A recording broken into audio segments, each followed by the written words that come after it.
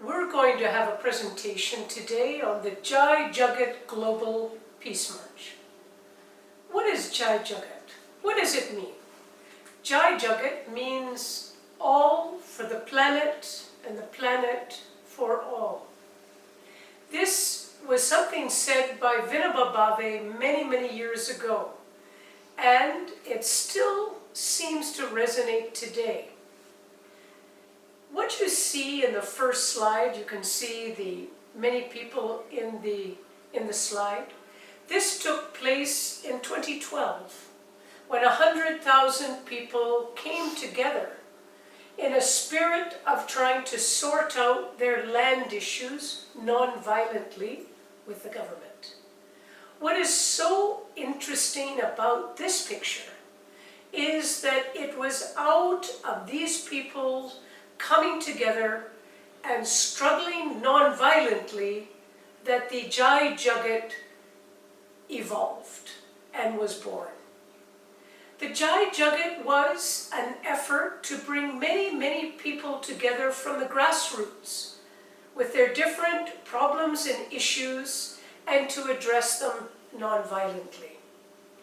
And just as you see in this picture, we see the backs of the people sitting, trying to dialogue with the government. You will also appreciate that they are the base and the heart of the Jai Jagat campaign. As we turn to the next slide, what you see is Gandhi 150, not just Gandhi, Kasturba and Mohandas Gandhi, Bapu. Bapu's 150th is a very important and significant year, which we're celebrating in this week. And why we want in India, with the group of people to celebrate this, is because we feel very strongly of Gandhi's relevance today.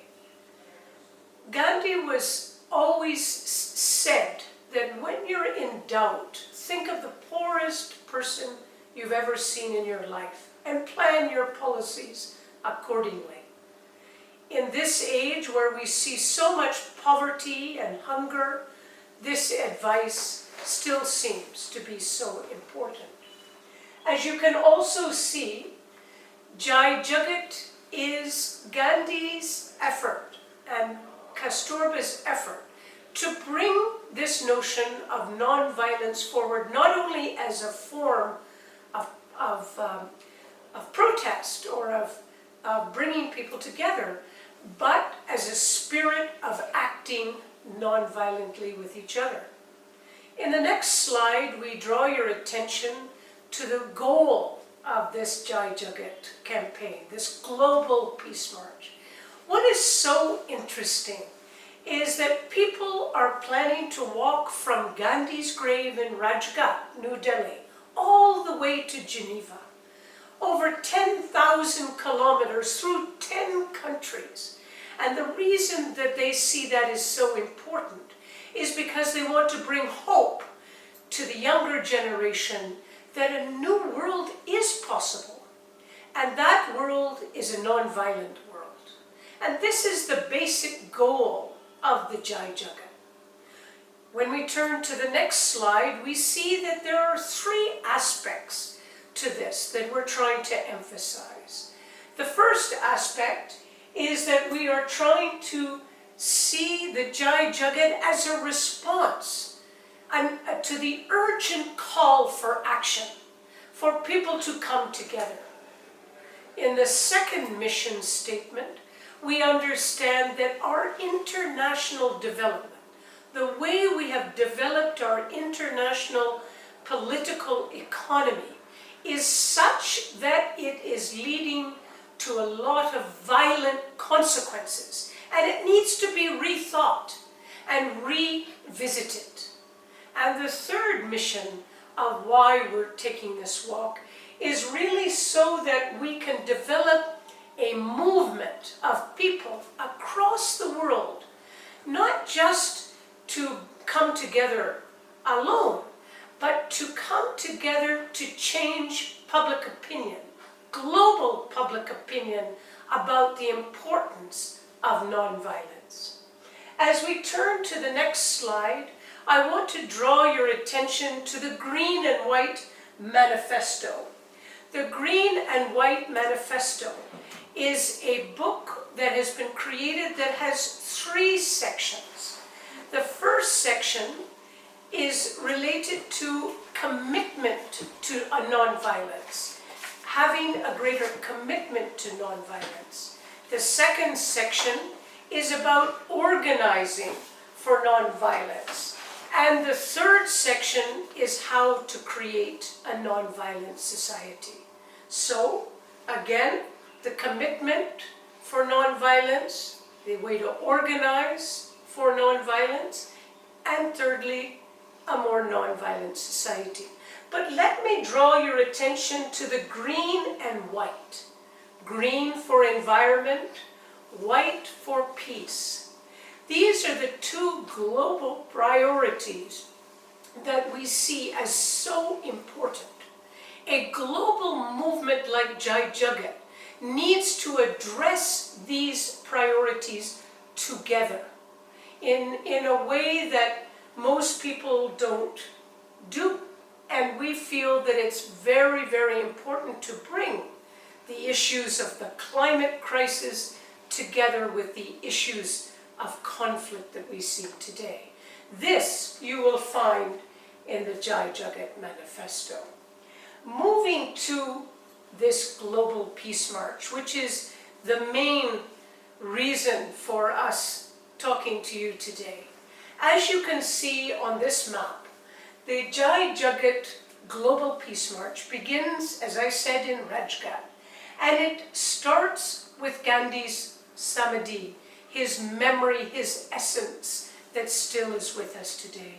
And people travel down to south of Delhi to a place where Jai Prakash had reconciled the violence with the dacoits back in the 70s. Jai Prakash Narayan was one of Gandhi's close followers. So the yatra begins at Rajghat. Gandhi goes down to visit Jai Prakash's reconciliation work, and then moves to the place where Vinoba Bhave was able to bring forward notions of labor and land reform that were central to the Gandhian dream of economic development. The march will walk through Vinoba Bhave's place where he lived for many years at Paunar Ashram and end up in Sevagram, in Gandhi's final ashram.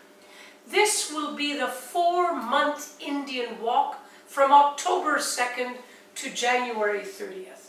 And then, after these 4 months, as you can see on the map, the group will go to southern Iran and begin a long caravan through Iran, coming to the Caucasus, where Armenia and Georgia will be visited. Now, in Armenia and Georgia, there are Gandhi foundations that are waiting to welcome the peace marchers. These are very important in peacemaking in the region.